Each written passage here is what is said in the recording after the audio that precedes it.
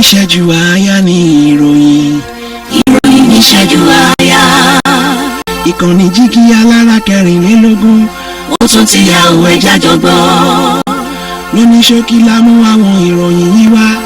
Ìròyìn ní ìṣẹ́jú àáyá. Ẹ kú dédé àsìkò yìí káàkiri gbogbo àgbáńláyé. Ìròyìn ìṣẹ́jú àáyá ló dé sí ojú ìwòyìn láti iléeṣẹ́ jígí alára 24. Babalọlá Abímbọ́lá Dẹ̀mọ̀ lóníròyìn. Gbajúgbajà òṣèré Dayọ̀ Adéwùnmí tí ọ̀pọ̀ ènìyàn mọ̀ sí Sway Baby ta tẹ́rù nípa ní ọjọ́ 12 oṣù kẹfà ọdún 2024. Ẹ jọ̀wọ́ ẹ tú àwọn olùwọ́de sílẹ̀. Ọ̀dọ̀ yín ni wọ́n ti kọ́ nípa ṣíṣe ìwọ́de Shehu Sọ́nírọ̀ Tinubu. Ohun tá a bá lágbára la máa ṣe, la sì máa san gẹ́gẹ́ bí owó oṣù. Ààrẹ sọ̀rọ̀ ẹgbẹ́ òṣìṣẹ́ yarí.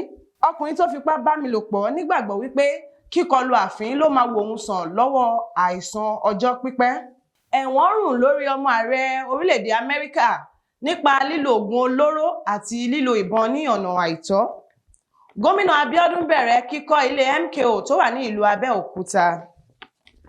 Mo kébò sí tó bí mo ṣe bí ìbejì tí ọ̀kan jẹ́ dúdú tí èkejì sì jẹ́ àfín.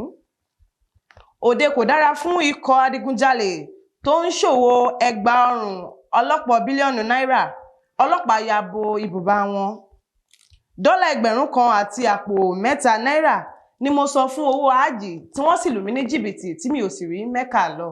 Àwòrán ààrẹ Tinubu jẹ́ fọ́tò tó tóbi jùlọ lágbàáyé.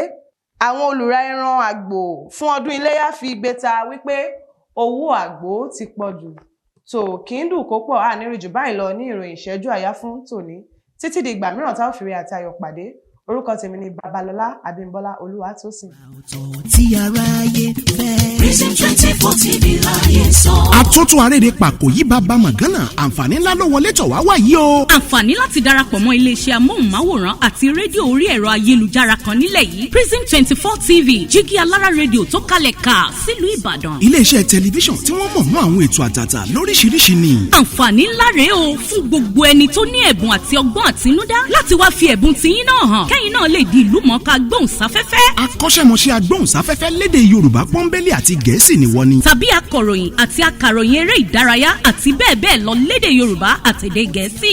Ayàwòrán cameraman. Aṣọ àwòrán pọ̀ editor. Onímọ̀ nípa ìwádìí ìtàn documentary researcher. Onímọ̀ nípa ìpolongo ọjà lójú òpó ayélujára. E-marketer àti akọ̀wé secretary. Àǹfààní tún wà fún ẹni tí ò tí ì máa gbóhùnsáfẹ́fẹ́ ya àwòrán so àwòrán pọ̀ àti bẹ́ẹ̀ bẹ́ẹ̀ lọ ṣùgbọ́n tó gbàgbọ́ wípé o lè kọ́ṣẹ́mọṣẹ́ lórí ẹ̀. Àwọn numbers wọ̀nyí ni kẹ́ ẹ pè fẹ́kúnrẹ́rẹ́ àlàyé o 0705 058 0241 àti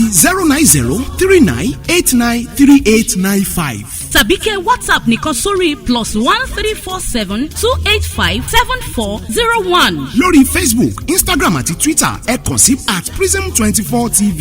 wá lo ẹ̀bùn tiẹ̀ náà níbi táyé ó ti gbà ọ́ ní Prism 24 TV jígí alára rédíò a máa retí yín o. Prison 24 TV jígí alára rédíò ní gbogbo àwọn tó dá mọ̀ ń gbọ́. Prison 24 TV jígí alára rédíò ní gbogbo àwọn tó dá mọ̀ ń sọ. Tẹlifíṣàn kan àrà ọ̀tọ̀ tí aráyé ń fẹ́. Prison 24 TV láyé sọ. Ó ti akájọ tẹ̀ síbi táyé ti tẹ̀ sí ó yá. Prison 24.